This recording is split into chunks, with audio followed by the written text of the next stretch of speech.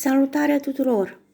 Astăzi vă arăt două tipuri de site-uri. Unele pentru care vă antrenați la viteza de tastare și altele unde chiar puteți câștiga bani din asta.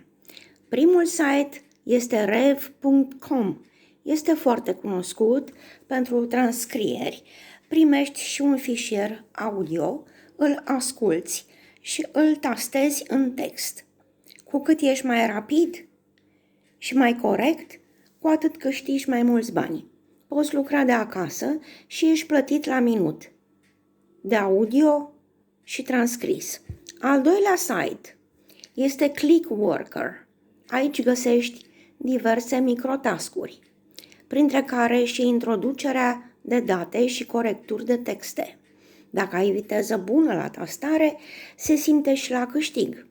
Înainte să te apuci de ele, îți recomand să exersezi pe site-uri gratuite, cum ar fi typing.com sau typeracer.com.